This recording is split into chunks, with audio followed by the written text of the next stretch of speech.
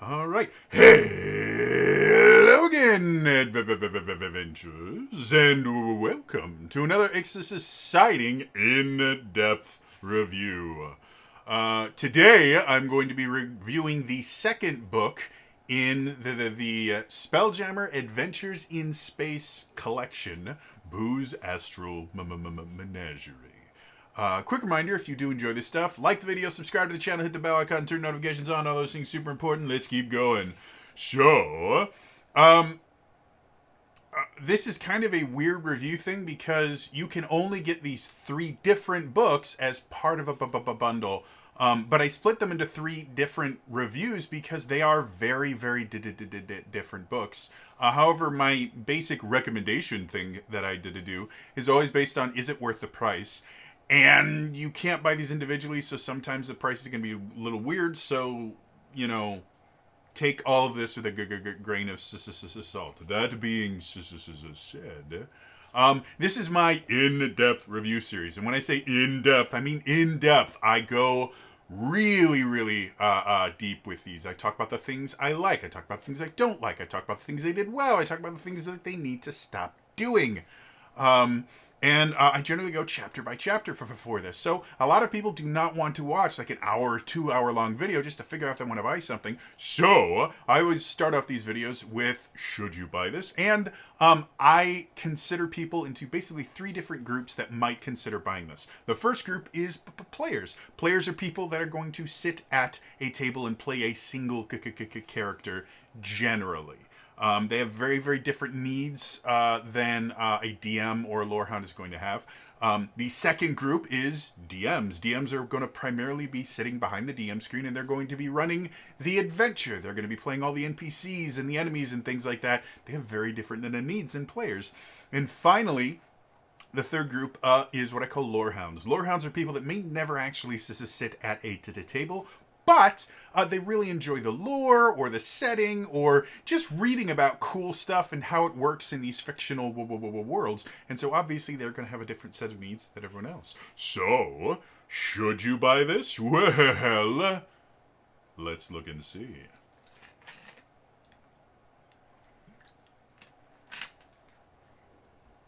The first group. Should players buy this? So, Boo's Astral Menagerie is the monster manual of these three books. If the first one could be considered effectively the campaign setting, the second one is the monster manual. And monster manuals in general are not built for players.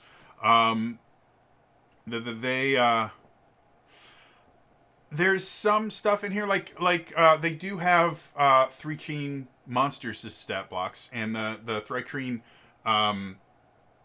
monster stat blocks do have a little bit more lore. So if you're building a Thrykreen character, being able to read kind of the little bit of additional lore that's there in the monster stat blocks might be useful. And then there are the things like there's a few new beasts that you could use for druid wild shapes or for ranger companions if you're using the PHB version of the ranger, not Tasha's optional rule sets for the Beastmaster Ranger. So there are those things, but as far as things that you're really going to get a lot out of as a player, there's just not a ton in this particular book. Again, this is geared more towards DMs, and while yes, there is a decent amount of lore in here, and I'll talk about that more when I go through the Lorehound section.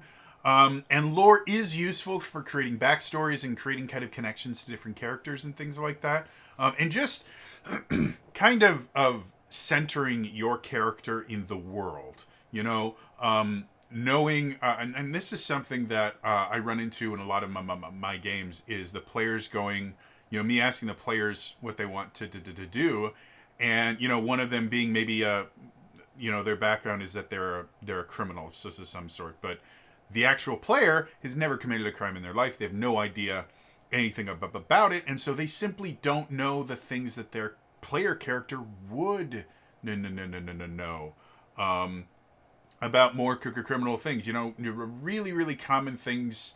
And this is gonna make me sound very, very weird.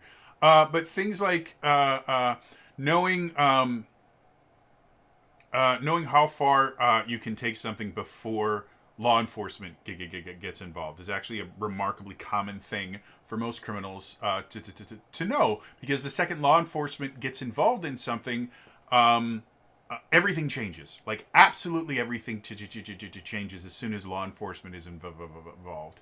And so criminals, especially things like con artists and things like that, they know exactly how far they can push in what areas they can push someone, or they can do things to avoid law enforcement getting involved. And they also know when it is in their best interest to have law enforcement get involved, because there's certain interests. I know this is going to sound strange, but there's certain instances where it's actually better for law enforcement to get involved than it is for with criminals than it is for them to try and deal with it on their own. So these are things that, being a criminal, like if you're a pickpocket, you would naturally be able to tell the good places to pickpocket people and the bad places, because that's just something that you learn. Because if you don't learn that, you don't stay a pickpocket very long. You get caught, you get sent to prison, and you just never do it again. So going back to this, being able to kind of place your character in the world and being able to basically learn the things that they would innately know can be very useful from a role-playing perspective. However, there's a lot of other places to get this information that aren't in this particular book if you do want to really good ground them, including just asking your dungeon master. So yeah, as far as recommendation for players thinking about buying Boo's Astral Menagerie as a part of the whole, I don't really recommend it for the few extra kind of beast forms, because I think there's only like 4 or 5 new beast creatures, and none of them are above challenge rating 1.5 in here. So it's not like you're going to find a new battle form for your druid. So that being said, I probably wouldn't recommend Boo's Astral Menagerie for players if it was sold individually, and if you buy it as a part of Spelljammer Adventures in Space, this is probably one of the books you're going to get the least amount of use out of, though probably not quite as bad as Light of Xerxes, because that is just an adventure, but yeah, so probably, again, I still think the $50 price tag for the digital version is still worth it for the Astral Adventures Guide and the little bit of benefit you're going to get from Boo's Astral Menagerie. You know, if you're already going to pay for the Astral Adventures Guide, this is a nice little bonus. But if they're ever sold separately, it's really just not worth it to get Boo's Astral Menagerie as a player. Moving on.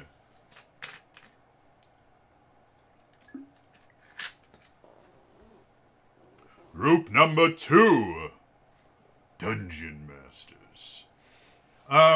Is a monster manual. Monster manuals are massively useful for Dungeon Masters, and even if you are the kind of Dungeon Master that likes to homebrew everything, first things first, if you are a homebrew style Dungeon Master, which I do a lot of homebrewing, both the campaigns I'm currently running in D&D are homebrewed, and the Open Legend campaign I'm running is homebrewed.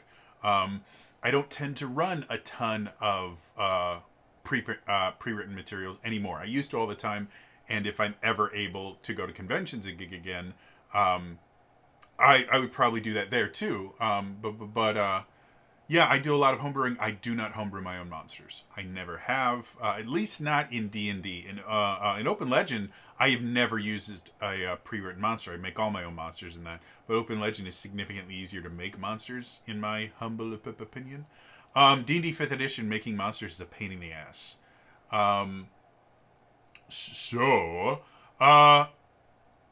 If you are a DM that does a lot of homebrew, and you actually homebrew your monsters, let me know in the comments down below, because I know a lot of homebrew DMs, and the vast majority of them still use pre-written monsters. Like, I don't think I've ever met a DM that homebrews all their own monsters.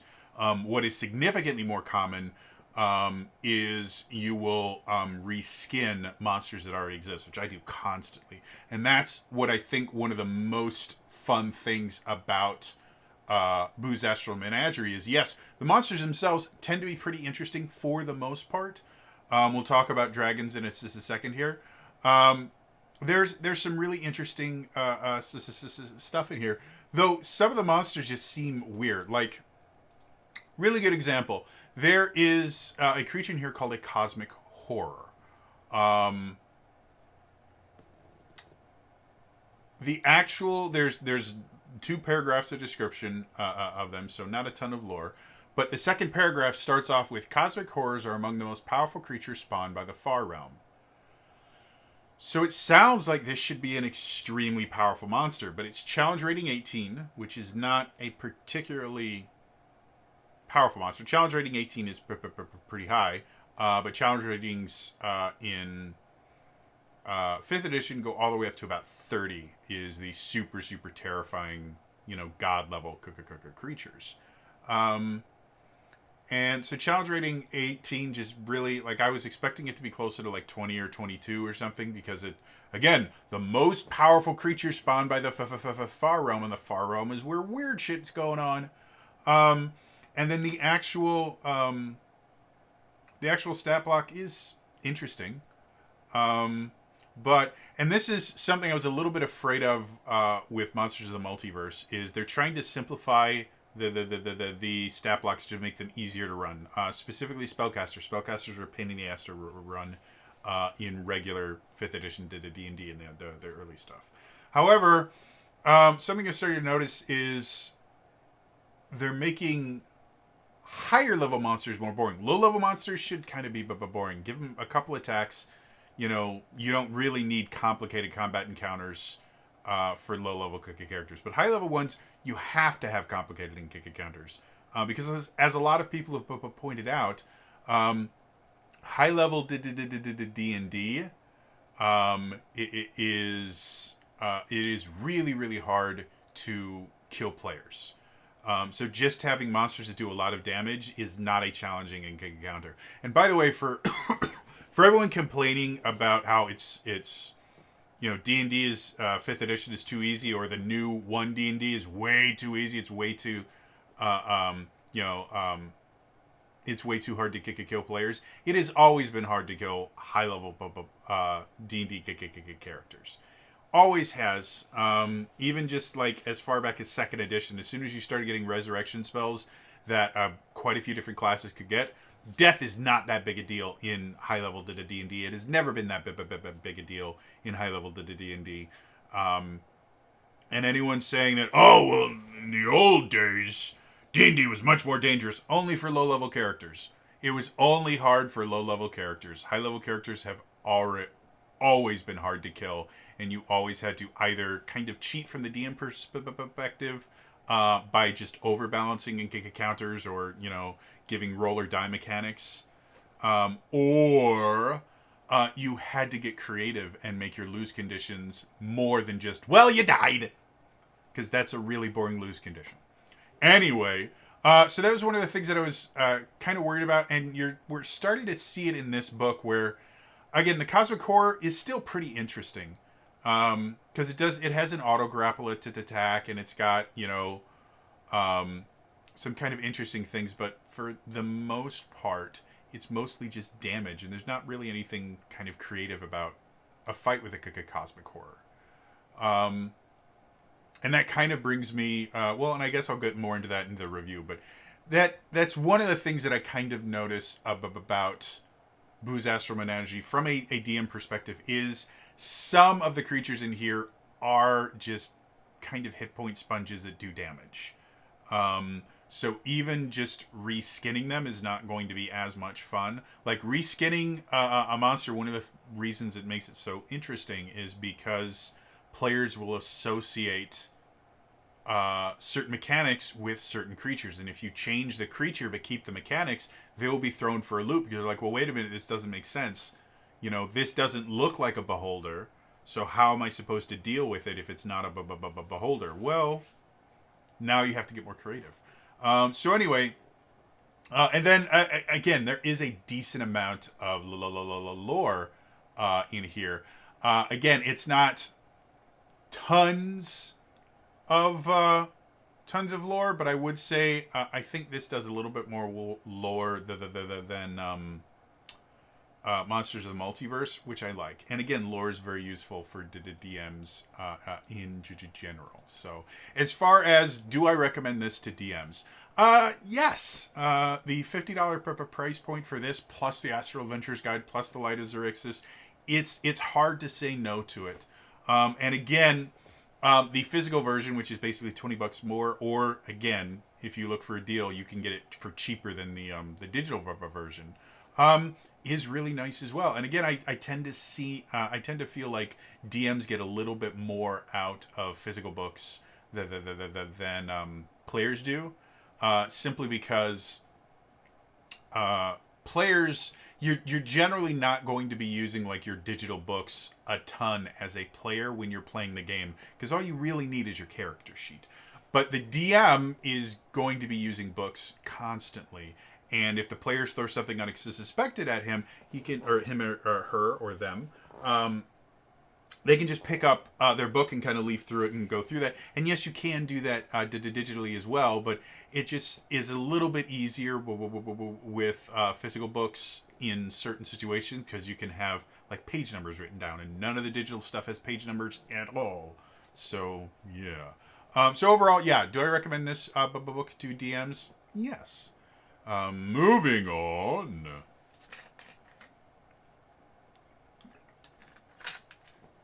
Finally, the third group, Lorehounds. As I mentioned in the other two ones, this has more lore than the other Monsters of the Multiverse, which I'm a big fan of. Is it? This is not. This is no Volo's Guide to Monsters, which is just a lore explosion. But it's got a lot of really interesting things. And one of the things I really, really like about it is the fact that really, every time I do this, it moves where I want to be. It actually introduces a few creature types that have not existed in D&D thus far. One of them being the Surlons. Surlons are weird psychic bipedal worm things. And if that sounds weird, it's because it is. Or I guess they're not bipedal. They have a bunch of limbs, but they're also worms, and it's weird just in general. I was introduced to Surlons through Dark Sun, specifically the Dark Sun DOS game, Dark Sun Shattered Lands. They show up as antagonists in there in certain sections.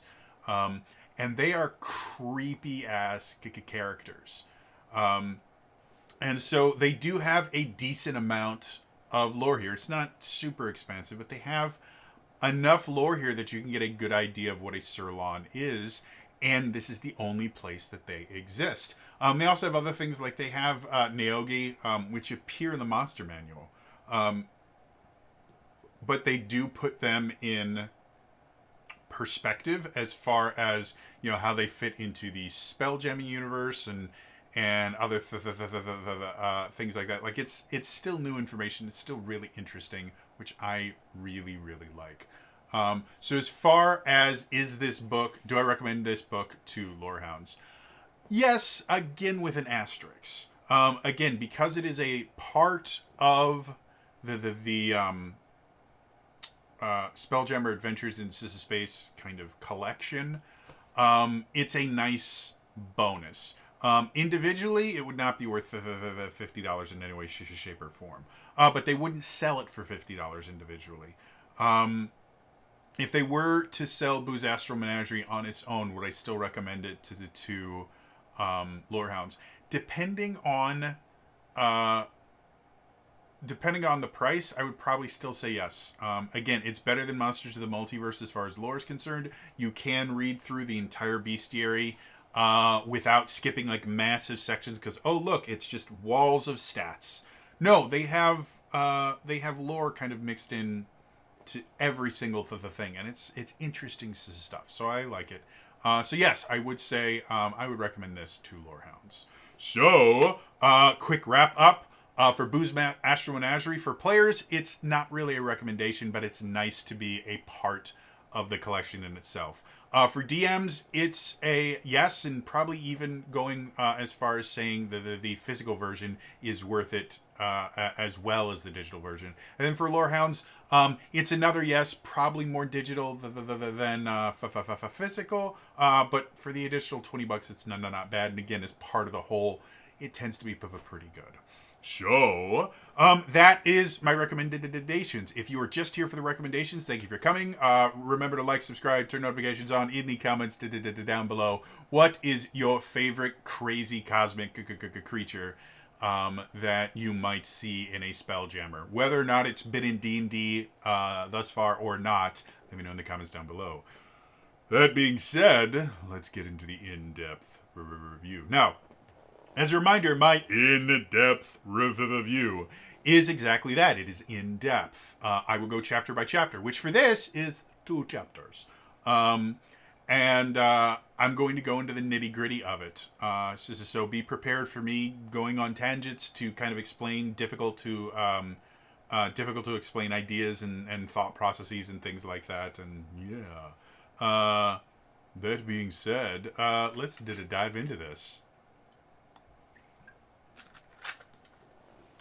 The first section, Introduction. Creatures A to Z. This is a really basic, hey, this is a monster manual, this is how you use a monster manual. However, they do have a little section on giant space hamsters and miniature giant space hamsters. And a little section on astral variants, where they basically talk about, okay, if you want to use regular monster manual monsters in a Spelljammer universe, this is some of the kind of flavor you can add to them to make them space versions, or in this case, astral versions. It's nice. I am always a big fan when Wizard of the Coast points out, hey, flavoring is a thing. And it is a really, for me personally, it is a really essential part of D&D. The more, and role-playing games in general, the more specific and the more limited a description makes something, where it says, no, this is this, and this is only this, and it can only ever be this, it really turns me off. I want more broad descriptions so I can flavor it how I want. Mechanics-wise, be as specific as you want. But the actual descriptions, be broad and generalized, and let the player go, okay, well, your cold-based spell might be you conjuring, an ice knife and throwing it, whereas my cold-based this is a spell is loading a bear into a cannon and having it fire with slushies in each of its hands, so that when it hits, it hits them with the slushies. I like that stuff. So anytime they're mentioning, by the way, flavoring is a thing, I'm a fan of it. And then they have a thing where it says using a stat block, and that's exactly what it is. They do list everything in here by challenge rating, or it's organized by challenge rating, and then they have the creature type on the right side, which is nice. And if you have the digital version, you literally can just go down the list and go, oh, I want to see a Thri-kreen Gladiator. You can click on it, and it'll take you directly to it. So it's cross-linked in that. So for the digital version specifically, this is a really nice place where instead of having to go through the entire Bestiary chapter, you can just go to this introductory chapter, find the one that you want, and go, oh, that's cool, the Vampirate Mage, I definitely want to look at that, and just go from there, and you can just go back and forth without having to scroll through absolutely everything.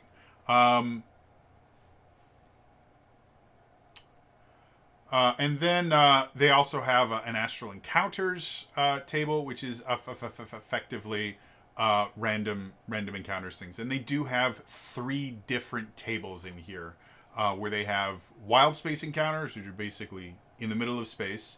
Astral sea encounters, or wild space encounters is inside a wild space system, which used to be called the Crystal Sphere. Astral sea encounters is kind of in the void between wild space systems. And then ship encounters. And to be perfectly honest, I think I like the ship encounters a little bit better because what they do is they list what kind of ship they're on. And they give you a link to the actual stats of the ship because the ships are effectively creatures in and of themselves. And then they have, like, to give you an example, the first one they have Bombard Leviathan. Bombard is a type of ship, captained by Myrtle Hunt, a Gif warlord, and crewed by 8 Gif shipmates and 3 mages. And they also have this thing called an attitude roll. At the very top, they have attitudes as far as how they think of you, and they're basically hostile, indifferent, or friendly. And so each one of the ship encounters has a different die that you can roll to see whether they're going to be friendly to you, whether they're going to be hostile to you, and that's going to affect how the encounter goes. And I really, really like this because this is what feels the most interesting about a Spelljammer campaign is flying around and randomly coming across another ship and just what happens when that encounter happens. Because again, you're basically talking about like the high seas in the prime of the Age of Sail kind of thing. If you meet a ship in the middle of the ocean, it's going to be interesting. Yeah, so I really think that's kind of cool. So yeah, the introductory chapter, most of it is useful if you've never read a monster manual before. And the Astral variants, again, that whole section is 2 paragraphs and a sentence. So it's not like it is an expansive thing. But those Astral encounter tables, I think, are really useful. Even if you're not a fan of random encounters, during your prep work, you can use this to make it a little bit easier. And they could be something that eventually turns into a major NPC in your campaign. Like Captain Myrtle Hunt might become a really important ally of your player characters, depending on how your attitude roll goes and how the initial encounter goes. Or they may become, after the encounter and everything, they may just swear vengeance on the players. And basically, every so often, Captain Hunt will just show up again with a new crew or with a bigger ship or something and just harass them more. So I like stuff like that. I think it's interesting. Yeah. So, moving on.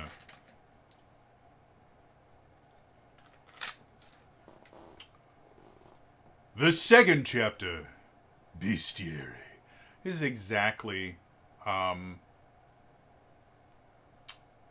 what you would think it is. It's a monster manual. And again, compared to Monsters of the Multiverse, this is so much better.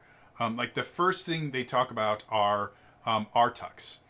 And they have a pretty decent sized, like, I don't know, maybe half a page of text describing what Artux are, which is really, really cool and interesting, and it kind of connects them to beholders and things like that. And so I like that, and the artwork is always amazing.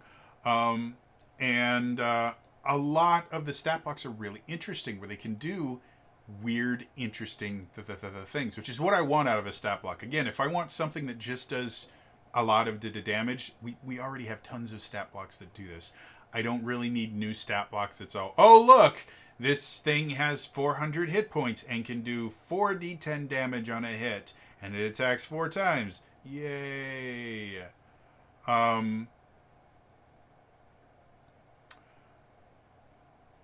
But like the Artux generally tend to have psionic spellcasting stuff.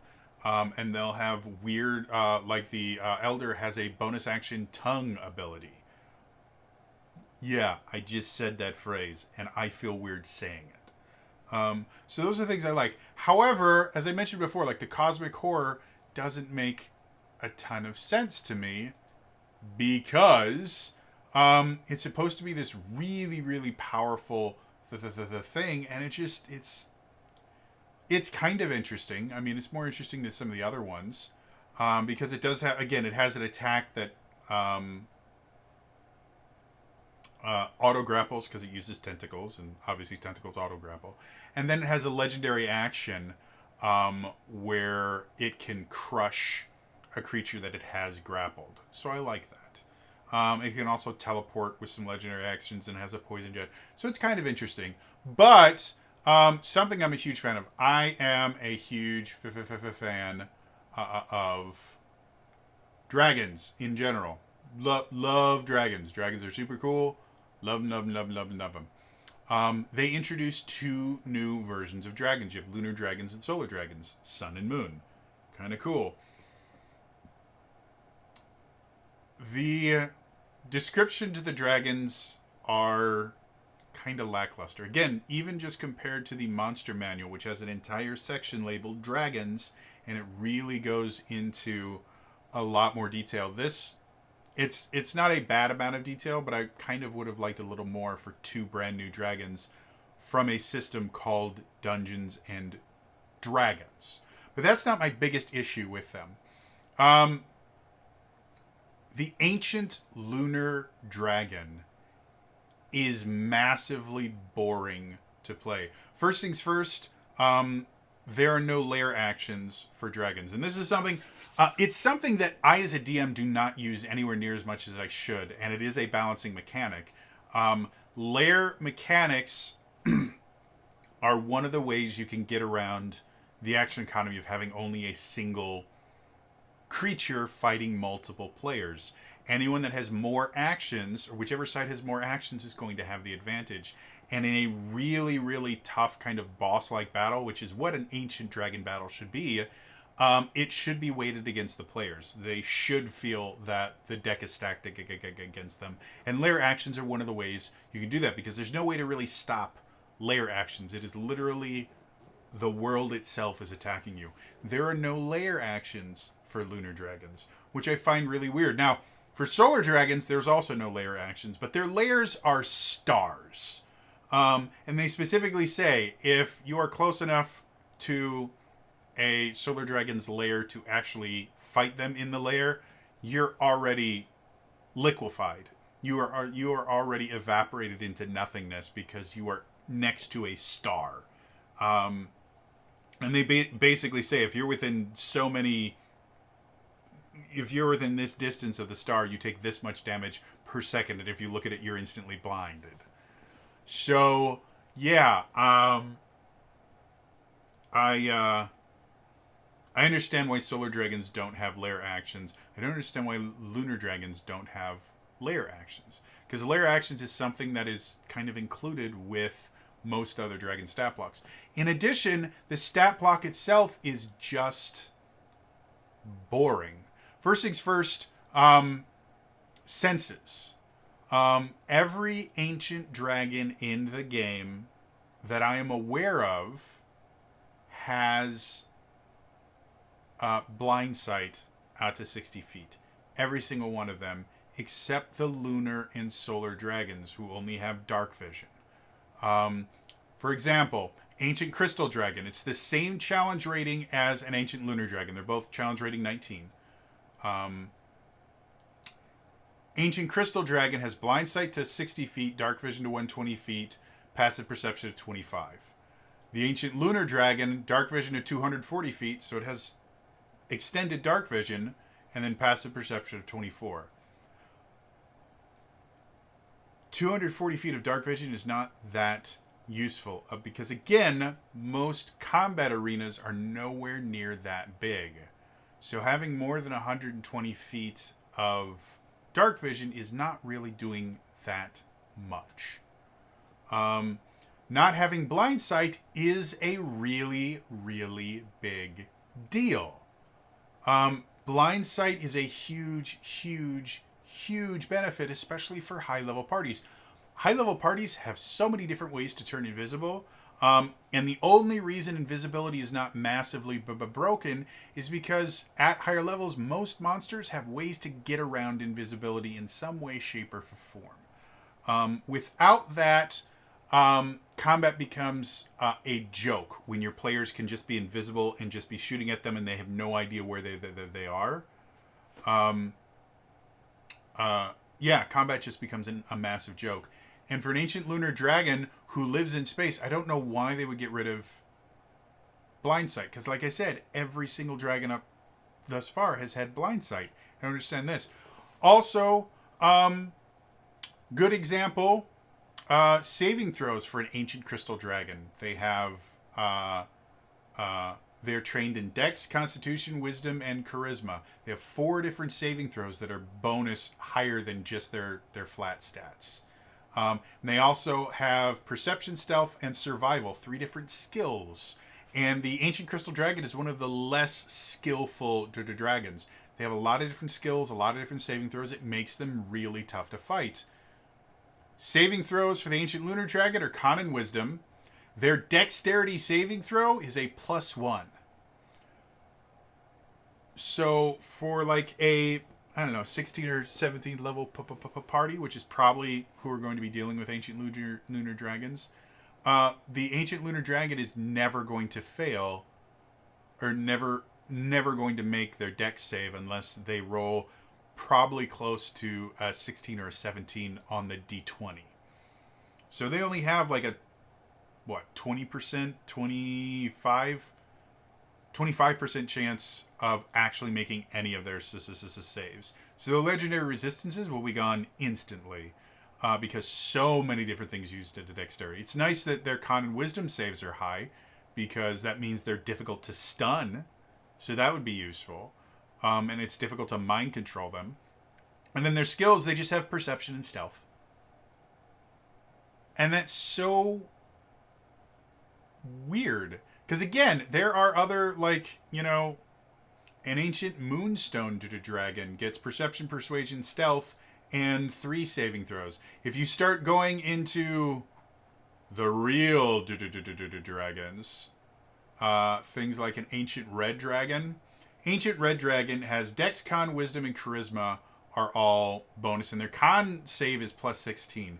And they get both perception, stealth, and then they also get blind sight, and they have all these other amazing things.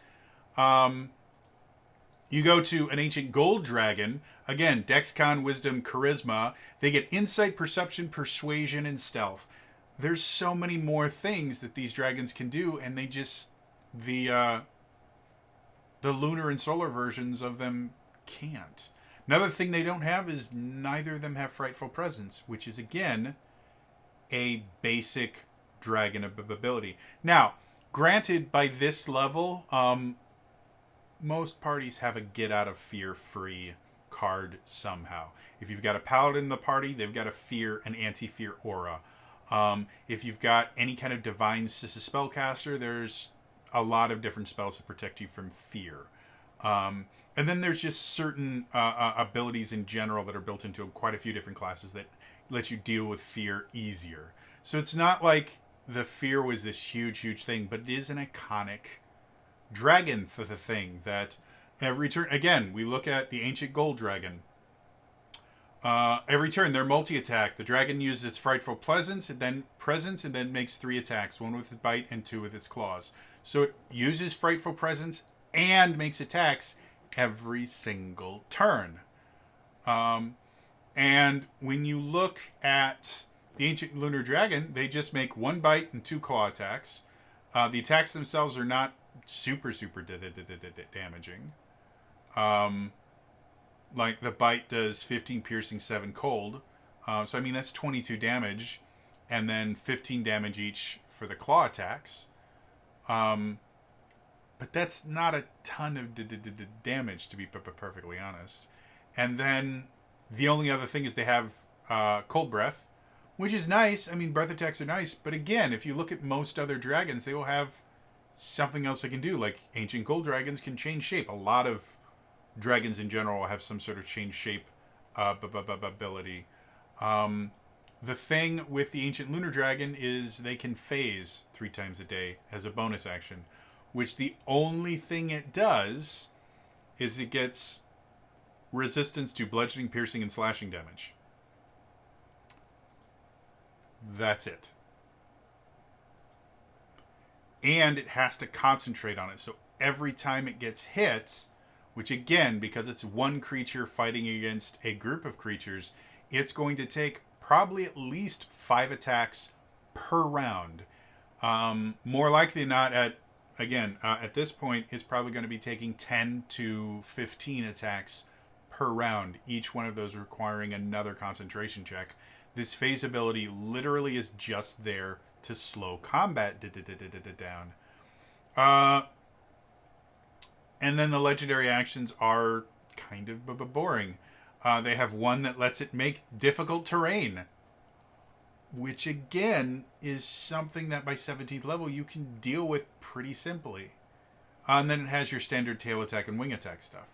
But yeah, it's just both the Lunar Dragon and the Solar Dragons just seem like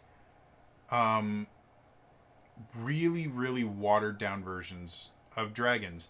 And dragon encounters should be epic. They should be really, really interesting and fun. And these are not. These are just kind of bog standard enemies that, they're hit point sponges. You just attack them enough and they go away. And as long as you can heal more than or you can keep yourself alive faster than they can kill you, and whether that means killing it or just healing through their damage, like there's no danger in this fight. And again, this is only a challenge rating 19 creature. Like the ancient lunar, the solar dragon is higher. I think it's a 21. Yeah, the ancient solar dragon is a challenge rating 21 to the dragon, and so it's a little bit more dangerous, but not by much. And again, still doesn't have blind sight, though it is immune to the blind condition. And it has more saving throws than the lunar dragon, so it's a little bit nicer. But yeah, again, the only skills it's trained in are perception and stealth, which is effectively just it makes it hard to use a hide action around it, because its passive perception is 28. So if you want to use the hide action, you need to roll higher than a 28 to hide from this guy. And the stealth, I guess if a giant sun dragon is trying to sneak up in the middle of space, I guess having a +9 to stealth would be nice. But none of this, like these, an ancient solar dragon is a monster. And that's it. This is not an NPC that you're ever going to be dealing with, whereas every other dragon is a complete creature that exists in the world that has wants and needs and things like that. And yeah, the new dragons in this book just don't seem like they just seem like, hit points and damage. And it's really upsetting because again, this is Dungeons and Dragons. So you would think they'd put a little extra effort into introducing a brand new type of dragon, and it could have been really cool, and it just isn't. It really felt like they phoned in these stat blocks. Now, I would say the Solar Dragon and the Lunar Dragon are the exception to the rule in this particular one. Most of the stat blocks in here are interesting. And probably the best thing about these a lot of these things is they just have some random nonsense, like vampirates. These are vampires that are pirates. They're amazing. I think like everything about them is just interesting. If you ever wanted to just run some kind of nonsense stuff, throw in some vampirates, and as long as you're here, throw in some space clowns as well. Yes, not kidding. They have space clowns.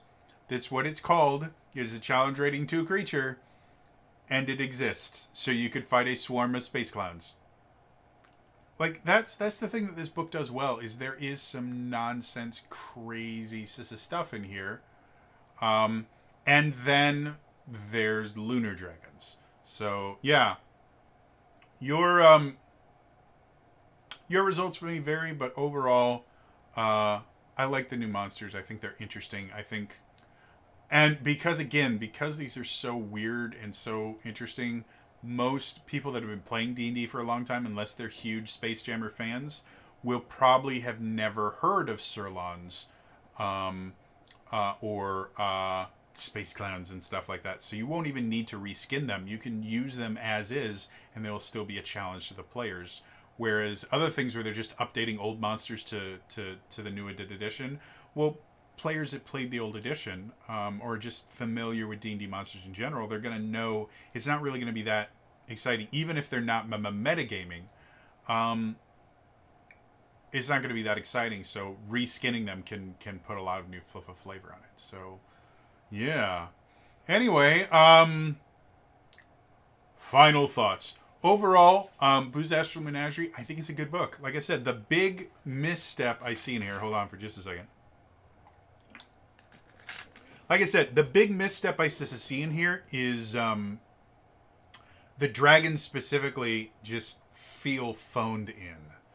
And that's upsetting because moon dragons and sun dragons sound really, really cool, and they're just not in here.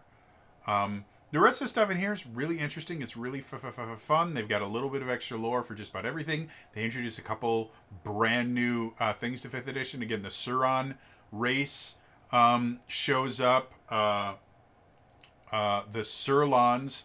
The Suron are dinosaur people. Surlons are weird worm things with legs.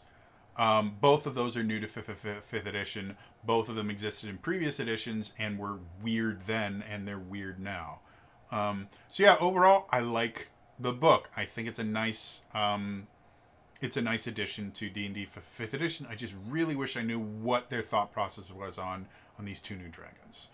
Anyway, that is going to be all for me today. As always, if you enjoyed this, remember, like, subscribe, turn notifications on in the comments down below. What is your favorite new monster in this book? Or if you haven't seen like a table of contents or anything to list the new monsters, what would be your most wanted space kind of monster to show up in this? Let me know in the comments down below. Otherwise, again, that is all from me, and I'll see you guys next time. All right? Bye-bye.